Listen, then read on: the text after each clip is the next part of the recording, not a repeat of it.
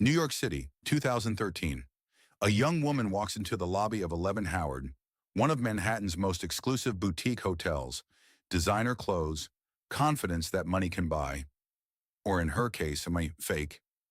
Her name was Anna Delvey, German heiress, trust fund of $60 million, art world connections across Europe. At least that's what everyone believed. The truth? Anna Delvey didn't exist. She was Anna Sorokin, a nobody from Russia, with $0, zero connections, and a plan to scam New York's elite out of hundreds of thousands. This is the story of how she did it, and how she almost got away with it. Anna Sorokin was born in 1991 in a small town outside Moscow. Her father was a truck driver. Her mother owned a small convenience store. This was not the life of luxury she would later claim. In 2007, her family moved to Germany. Anna was 16. She hated it. She felt invisible, ordinary. She wanted more. She wanted to be someone who mattered. After dropping out of fashion school in Paris, Anna moved to London in 2013. She worked briefly at a public relations firm.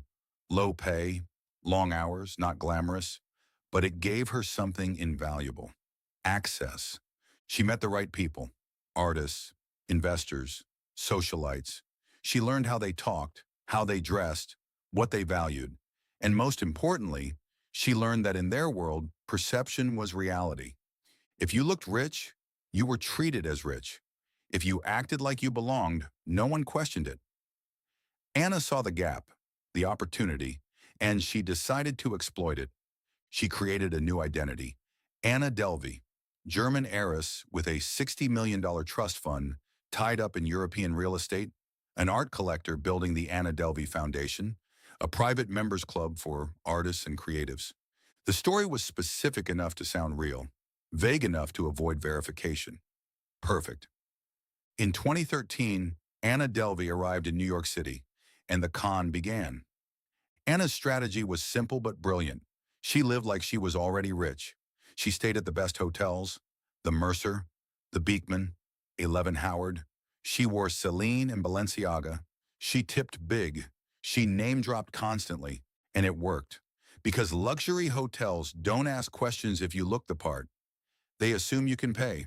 By the time they realize you can't, you've already moved to the next hotel. Anna's primary targets were banks. She needed capital to launch the Anna Delvey Foundation, her fake private arts club.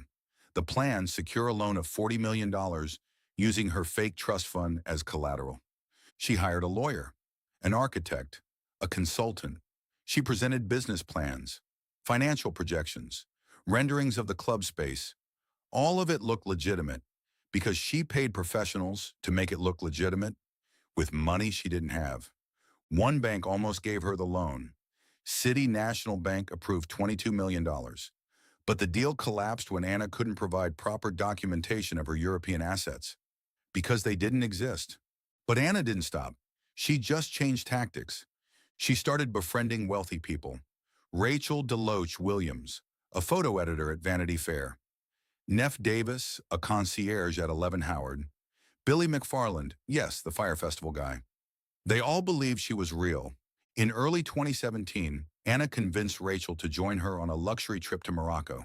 First-class flights, a private villa at La Mamounia, one of Marrakech's most expensive resorts. The catch? Anna's credit cards kept declining. Rachel ended up covering the $62,000 bill. Anna promised to pay her back immediately. She never did. Back in New York, Anna's unpaid hotel bills were piling up. The Beekman Hotel, $11,000. La Mamounia forwarded Rachel's charges to collections. Anna's web of lies was unraveling, but she still believed she could pull it off. She just needed one more deal, one more investor, one more bank to say yes. By mid-2017, people started asking questions. Rachel realized Anna was never going to pay her back. She went to the police and a lawyer. She also sold her story to Vanity Fair. Hotels started comparing notes: the Mercer, the Beekman, 11 Howard. They all had the same problem. Anna Delvey owed them money and had disappeared. In October 2017, Anna was arrested in Los Angeles. She checked into Passages Malibu, a luxury rehab center, under a fake name. Even when hiding from the law, she couldn't give up the lifestyle. The charges were serious: grand larceny, theft of services. She had stolen over $275,000 from banks, hotels, and friends. Her trial began in March 2019, and Anna turned it into performance art. She hired a stylist. She wore designer outfits to court every day.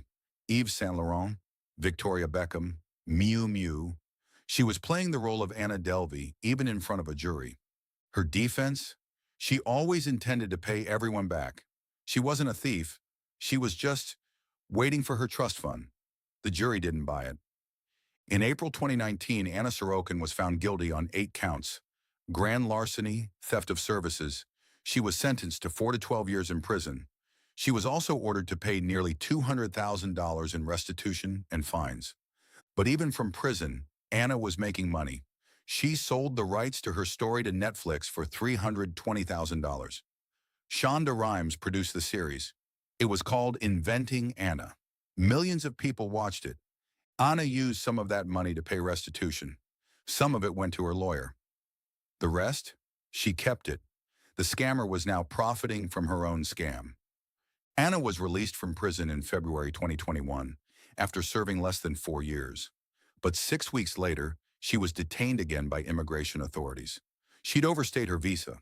She was supposed to be deported to Germany. Instead, Anna fought deportation. She hired lawyers.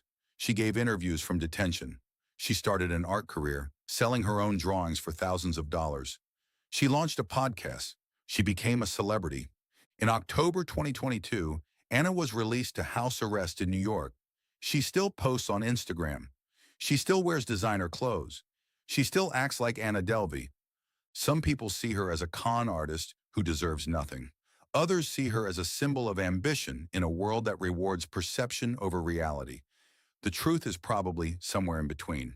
Anna Delvey didn't invent the fake it till you make it mentality. She just took it further than anyone else. She exploited a system built on assumptions. If you look rich, you must be rich.